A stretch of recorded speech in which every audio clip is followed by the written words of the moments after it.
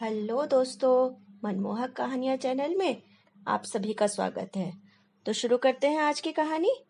आज की हमारी कहानी का शीर्षक है पुण्यों का मोल। एक व्यापारी जितना अमीर था उतना ही दान पुण्य करने वाला, वह सदैव यज्ञ पूजा आदि करने वाला था।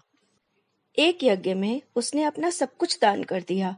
अब उसके पास परिवार चलाने लायक भी पैसे नहीं बचे थे। व्यापारी की पत्नी ने सुझाव दिया कि पड़ोस के नगर में एक बड़े सेठ रहते हैं। वे दूसरों के पुण्य खरीदते हैं। आप उनके पास जाइए और अपने कुछ पुण्य बेचकर थोड़े पैसे ले आइए, जिससे फिर से काम धंधा शुरू हो सके। पुण्य बेचने की व्यापारी की बिल्कुल भी इच्छा नहीं थी, लेकिन पत्नी के दबाव और बच्चों की चिंता में वह पुण्य बेचने को तैयार हुआ। पत्नी ने रास्ते में खाने के लिए 4 रोटियां बनाकर दे दी। व्यापारी चलता चलता उस नगर के पास पहुंचा जहां पुण्य के खरीदार रहते थे।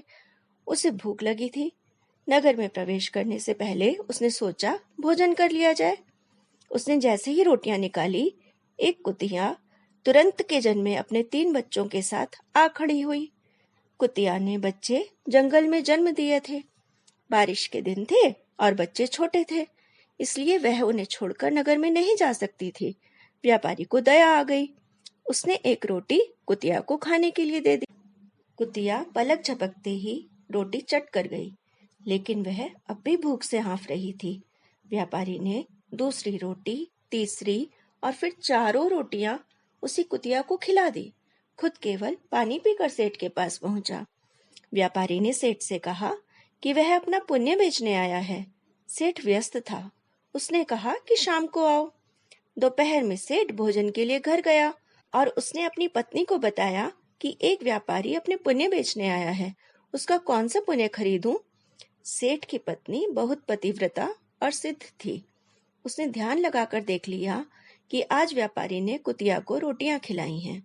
उसने अपने पति से कहा कि उसका आज का पुण्य खरीदना, जो उसने एक जानवर को रोटी खिलाकर कमाया है, वह उसका अब तक का सर्वश्रेष्ठ पुण्य है।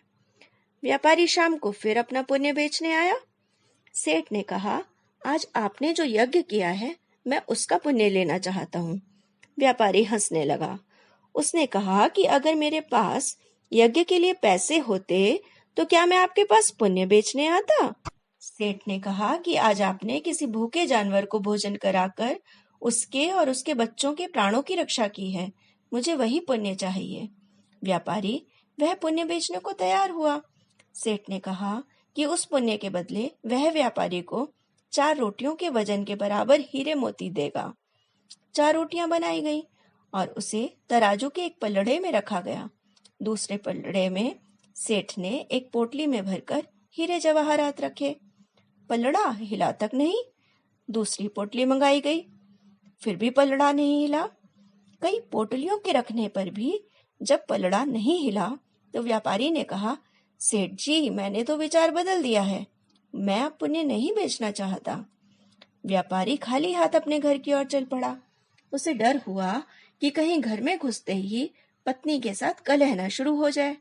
जहां उसने कुतिया को रोटियां डाली थी, वहां से कुछ कंकड़ पत्थर उठाए और साथ में रखकर गांठ बांध दी। घर पहुंचने पर पत्नी ने पूछा कि पुण्य बेचकर कितने पैसे मिले, तो उसने थैली दिखाई और कहा, इसे भोजन के बाद रात को ही खोलेंगे। इसके बाद गांव में कुछ उधार मांगने चला गया।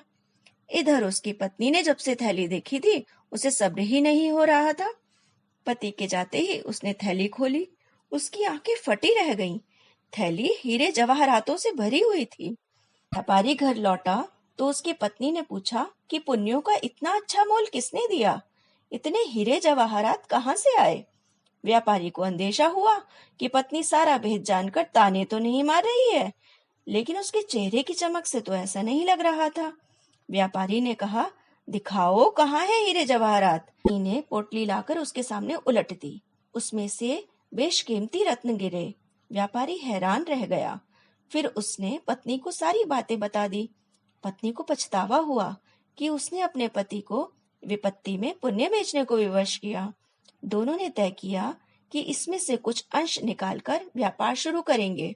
व्यापार से प्राप्त धन को इसमें मिलाकर जन कल्याण में लगा देंगे। ईश्वर आपकी परीक्षा लेता है। परीक्षा में वह सबसे ज्यादा आपके उसी गुण को परखता है जिस पर आपको गर्व हो। अगर आप परीक्षा में खरे उतर जाते हैं तो ईश्वर वह गुण आप में हमेशा के लिए वरदान स्वरूप दे देते हैं। अगर परीक्षा में उत्तीर्ण ना हुए तो ईश्वर उस गुण के लिए योग्य किसी अन्य व्यक्ति की तलाश में लग जाते हैं। इसलिए विपत्ति काल में भी भगवान पर भरोसा रखकर सही राह चलनी चाहिए। आपके कंकड़ पत्थर भी अनमोल रत्न बन सकते हैं। तो दोस्तों, ये थी आज की कहानी। अगर आपको आज की कहानी अच्छी लगी हो तो इसे लाइक करें, शेयर करें और मेरे चैनल को सब्सक्राइब करना ना भूलें। तो मिलती हूँ फिर एक नई कहानी के साथ। Till then, bye.